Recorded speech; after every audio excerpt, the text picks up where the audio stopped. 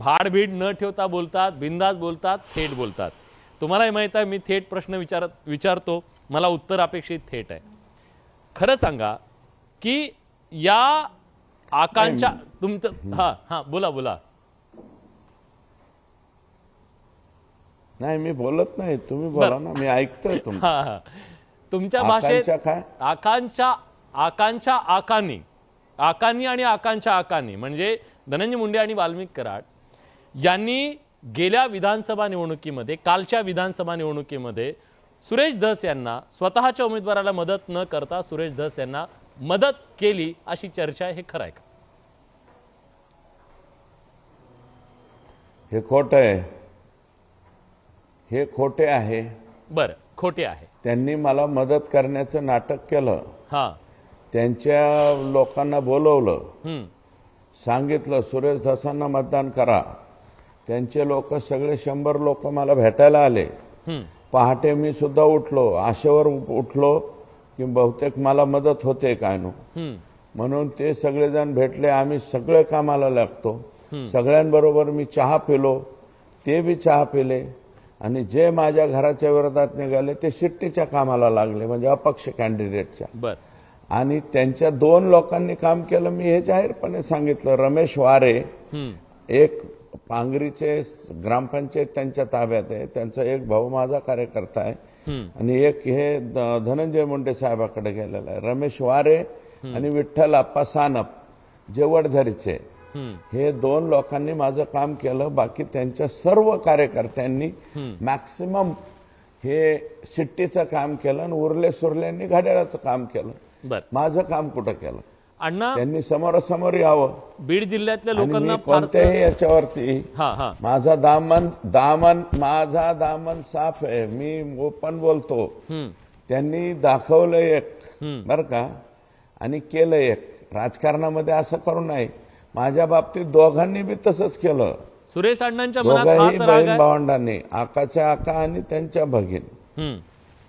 सुरेश अण्णांच्या मनात हाच राग आहे का? ते झालं राजकारण. एक मिनिट ऐका, तो राजकारणाचा विषय संपला. माझ्या मनात हा राग नाही. संतोष देशमुखला ज्या पद्धतीने मारलं गेलंय ती पद्धत चुकीची आहे, म्हणून मला राग आलेला आहे. ते राजकारण सोडा. ते कोण आलं, त्यांनी मला पाडण्याचा प्रयत्न केला, मी निवडून आलो, लोकांनी निवडून दिलं. तो विषय ठेवूच नका तुम्ही. विषय कोणता आहे? तुम्हाला आवडलाय का संतोष देशमुखला ज्या पद्धतीने मारलंय ते? मला सोडा, या जगातल्या राक्षसाला सुद्धा आवडणार नाही अण्णा. कोणत्या माणसाला ह्या जगातल्या राक्षस असेल ना कोणी, त्याला सुद्धा आवडणार नाही. त्याच्यामुळे डोकं हल्लंय, बाकी काहीच नाही. बर, मग माझं म्हणणं आहे त्याच्यामुळेच डोकं हल्लंय. त्याच्यामुळे हे बाकीचे पंगू फेंगू सोडा. तुम्ही जे म्हणताय इलेक्शनचा राग, इलेक्शनचा का राग आहे? राजकारणामध्ये असं होतच असतं. बरोबर आहे. कोणी आतून करतं, कोणी बाहेरून करतं, पाठीमागून वार करतं. ते वार बीर सगळे होऊन गेले आणि जिंकलं आमच्याकडे. आम्ही निवडणूक 2 दिवसाच्या पुढे डोक्यातही ठेवत नाहीत. एकदा झाली विसरून जातो. ठीक जे केलं ते आम्ही डायरेक्ट भाषण करून टाकलं ना. हो हो हो, तुम्ही जाहीर केलं. म्हणूनच मी म्हणालो की सुरेश अण्णा एकदम बिंदास बोलणारे आहेत. आपला ऍटम ओपन एअर थिएटर आहे. खरं, आपण काही मागं पुढं बघत नाही. जे आहे ते आहे. नाही म्हणूनच तुमची मुलाखत जे जाहीर करायचं होतं त्याच दिवशी जाहीर केलं. परंतु तुम्ही 8 पाणी विलासजी, 8 पाणी कॉज ऑफ डेथ त्याची पाहिली का तुम्ही? पाहिली अण्णा. संतोष देशमुखची कॉज ऑफ डेथ पाहिली का? पाहिली ना अण्णा. किती भयानक. 15 दिवस 20 दिवस झाले दाखवतोय आम्ही चॅनलवर. सीएसला विचारलं मी. सीएसला विचारलं मी. सीएस हे कस काय, किती मार दिलाय? ते म्हणला असा इतका मार आयुष्यात सुद्धा कधी कोणी इतके मर्डर बघितले, इतके खून केलेले बघितले, सगळं बघितलं, इतकं वाईट कधी मारलं नाही. इतकं वाईट पद्धतीने मारल्यामुळं म्हणूनच अण्णा तुमचा जो संताप आहे ना, महाराष्ट्रातल्या प्रत्येकाचा हा संताप आहे. प्रत्येक जातीचा आहे, प्रत्येक धर्माचा आहे. माणूस जो आहे ना, मी तर म्हणतो राक्षस जो आहे ना, तो पण म्हणेल की त्यांना त्या मारेकऱ्यांना खऱ्या जी काही कठोरात कठोर शिक्षा असेल ती शिक्षा करा, कारण ते माणसात राहायच्या लायकीचे नाही आहेत. हा मुद्दा आहे. पण आता माझा पुढचा मुद्दा आहे अण्णा. हे माणसात परळीमध्ये सुरू कधी राहिलेच झालं? नाही ते लेकर हे दारू पाजून आणले होते. हे बीडमध्ये सुरू कधी झालं? दारू पाजले त्यांना, फुल दारू प्याल्यावर काय हे सगळं माफिया राज म्हणा, ही सगळी गुन्हेगारी बीडमध्ये सुरू कधी झाली? मला सांगा ना. हे सगळं माफिया राज, हे सगळं बीडमध्ये सुरू कधी झाले? हे भरपूर आहे. स्टार्ट 95च्या नंतर असं असं असं येते गेलंय ना. ते जेव्हापासून कोणीतरी कारभार करायला हाकायला सुरुवात झालं तेव्हापासून हे सुरू झालेलं आहे. बरं, कोणीतरी म्हणजे मर्डरची डेट असेल ना त्या दिवसापासून झालेलं आहे. संगीत दिघोळे, संगीत दिघोळे यांचा खून झाल्यापासून पहिला मर्डर परळी तालुक्यामध्ये संगीत दिघोळेचा झालाय. त्याची डेट तपासा. त्या दिवसापासून हे प्रकार सुरू झालेले आहेत. संगीत दिघोळे हे पहिला आणि आता संतोष देशमुख हा सगळ्यात शेवटचा. हे 10-15 मध्ये मर्डर झाले. आता एक आंधळेचा झाला. त्या बबन गीतेच्या भावाने, त्याचा भावाचा संबंध असेल, परंतु बबन गीतेचा संबंध नसताना सुद्धा बबन गीतेचं नाव टाकायचं.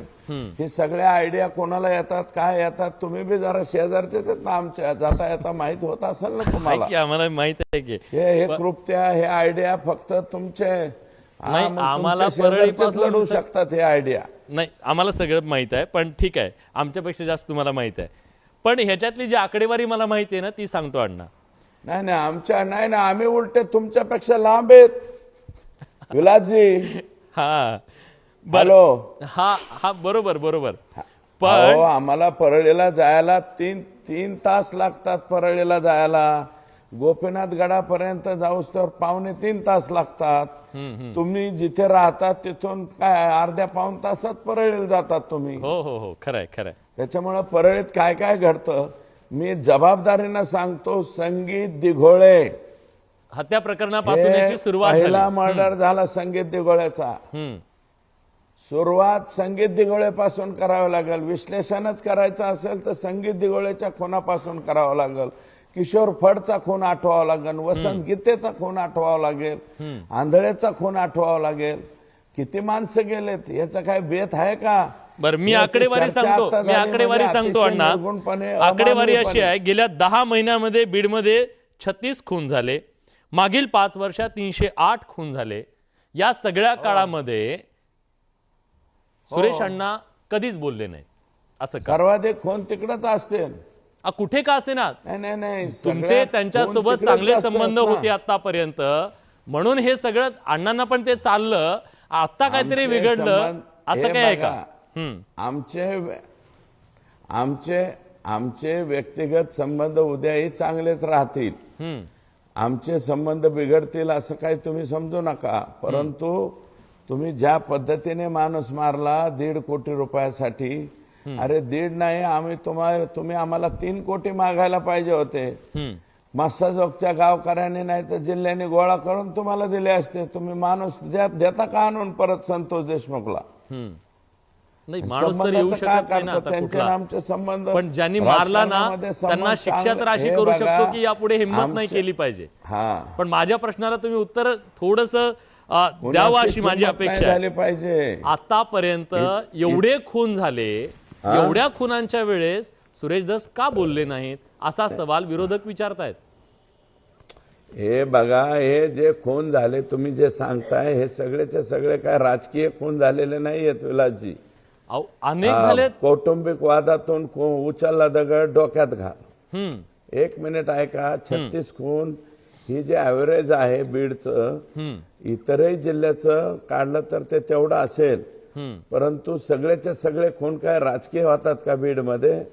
सगळेचे सगळे राजकीय नाही. कोणी कौटुंबिक वादातून खून होतो, कोणाच्या व्यवहारात पाण्याचे काहीतरी खून होतात, असे अनेक खून होत असतात. बाकी सोडून द्या. तुम्ही आता सांगितलं की आंधळेचा खून झाला, आंधळेच्या खुनाबद्दल का बोलला नाही तुम्ही? मग बोललो ना, आंधळेच्या खुनाबद्दलही बोललो. मी तर स्वतः म्हणलो, विरोधी पक्ष असून सुद्धा मी म्हणलो ओपन एअर की बबन गीते हा त्यातला आरोपी नाही, जाणीवपूर्वक आरोपी केला जातोय. हे अगोदर बोललोय. बबनला ज्यावेळेस पळवलं गेलं तिथून, बबनचं नाव टाकलं, त्या दिवशी मी हे बोललेलो आहे, जरी धनंजय मुंडेंचे आणि आमचे संबंध चांगले होते तरी सुद्धा, चांगले म्हणजे लांब लांब आपलं आलेकुम सलाम, लांबून लांबून सलाम, याच्या पलीकडे नव्हते संबंध राहिले आमचे. कारण गेल्या 5 वर्षामध्ये त्यांना मित्र राहिलेले नाहीत, ते मित्रत्व जपत नाहीत आणि काय बोलतात आणि कोणाला काय शब्द देतात त्याचा त्यांना मेळ राहिलेला नाही. वाल्मिक कराड यांच्यासोबत सुद्धा तुमचे संबंध आहेत असं धनंजय मुंडे म्हणाले. खरं आहे का? आम्ही फोटोत बघतोय, पण ते खरं आहे का? अहो मग आता नाही म्हणजे वाल्मिक कराडांच्या डोक्यात दगड घालायचा का आम्ही, संबंध चांगले नाही ठेवायचे म्हणून? आता तुम्ही सगळंच पॉवर ऑफ अटर्नी त्यांच्याकडे दिल्यामुळं आम्हाला त्यांना किमान पत्र देणं, फोनवर बोलणं हे तर करावं लागेल ना. म्हणजे काय वाईट संबंध ठेवायचे का? त्यांनीच सांगायचं 12 कोटीची डीपीडीसी तुम्ही द्या. मग आता कोणाकडे द्या? धनंजय मुंडेंचे आमची तर गाठच पडा ना. धनंजय मुंडे साहेब फार मोठे लीडर झाले, आम्ही छोटे लोक आहेत ना. आम्ही 99ला निवडून आलेले, धनंजय मुंडे साहेब 2019ला निवडून आलेले, पण तरी आम्ही छोटेच आहेत ना. ते मोठे आहेत, पदानी मोठे झाले, पैशाने मोठे झाले, सगळ्यांनी मोठे झाले, त्याच्यामुळे त्यांची आमची भेटच व्हाय ना. मग आम्हाला नंदीच्याच पाया पडावं लागेल ना. महादेव पारले लांब राहिला आणि वैद्यनाथाचा महादेव आहे. बरं, पण याच्यापेक्षा नंदीलाच आपलं खुश करायचं. बर, नंदी भाऊ ही यादी घ्या, नंदींनी सांगायचं एवढी द्या, आम्ही म्हणायचो यस. ते जुनं नव्हतं गुबू गुबू पाऊस पडेल का, नंदी म्हणायचं असं असं, मग आम्ही म्हणायचो हो तसंच पडेल. म्हणजे एवढ्यावरच राहिले आम्ही. म्हणजे आमदारांना सुद्धा इथं द्यावे लागले पैसे? आज हा मोठा खुलासा करताय तुम्ही की आमदारांना सुद्धा इथं पैसे द्यावे लागले कामांसाठी? आमदार नाही आमदारांना पैसे द्यावे लागले असं नाही, परंतु बाकीच्या डीपीडीसीचे आकडे फार वाईट आमच्या कानापर्यंत आले. तो आकडा फार 20% गेला. आता 20% देऊन पैसे आणायचे लोकांना, ते विरोधी पार्टीनी, ते राष्ट्रवादी, काँग्रेस पार्टी, त्याच्यानंतर हे शिवबाठा असतील किंवा कोणी, आणि ते ठरलेले लोक त्यांचे ते लाईन, आम्हाला काय त्याच्यात फारसा पडण्याचा भाग आला नाही. लोक येऊन आम्हाला सांगायचे आम्ही एवढ्याने आम्ही आणलं हे, आम्ही म्हणायचं बरं तुम्ही बघा बाबा, आपल्याला त्या भानगडीत पडणं नको, काही नको. अहो गेल्या 10 वर्षापासून डीपीडीसी मध्ये बीड जिल्ह्यामध्ये कमीत कमी 4,000 4,500 शाळा खोल्याला खोलीच नाही. ते श्री पेरू पुरंदरम होईल अशी एकंदरीत परिस्थिती आहे. शाळा खोल्याला पैसा नाही, अंगणवाड्या बऱ्याचशा. महाराष्ट्राला प्रश्न पडलाय, तुम्ही हे आता का बोलताय? 5 वर्ष महाराष्ट्राची लूट होत होती, तुम्ही गप्प का बसलात? 5 वर्ष हे सगळा नंगानाच जर सुरू असेल तर तुम्ही बोलायला पाहिजे होतं अण्णा महाराष्ट्राच्या समोर. हे नाही विलासजी 5 वर्ष नका म्हणू, पहिले 2.5 वर्ष जास्त झाला, नंतरचे 2.5 वर्ष जरा कमी झाला. आणि हे जे नवीन पायंडे पडले, पालकमंत्री मी पण राहिलेलो आहे विलासजी. परभणी जिल्ह्याचा मी 18 महिने पालकमंत्री राहिलो. तुमच्या शेजारीच जिल्हा आहे, जरा विचारा. हे मी स्वतःच्या माझ्या कालावधीत हे असलं टक्का टुक्का पिक्का असलं काही कधी केलेलं नव्हतं. कारण हे केलं की ते झाकत नाही, ते एकदम उघड्या ह्यानी जास्त होतं. ते मागं थोडंसं कमी होतं 14 ते 19, परंतु 19च्या नंतर हे प्रमाण प्रचंड मोठं झालं. हे कुणीकडच्या कुणीकडे गेलंय. याच्यावरती आता रामबाण इलाज लोकांनी विश्वास दाखवलाय देवेंद्रजीवर. देवेंद्रजींनाच माझी विनंती आहे की हे जरा कमी करायला लावा. सगळीकडेच ऐकू येतंय, एका जिल्ह्यातच नाही, बाकीचे तुम्ही एकटे बीड जिल्ह्याला काय नावं ठेवता, बाकीकडे सुद्धा ऐकू येतंय. त्या हिंगोलीमध्ये तर लय मोठं वादावादी झाले ते हेमंत पाटलांची ह्यांची. तिथले पालकमंत्री कोण होते?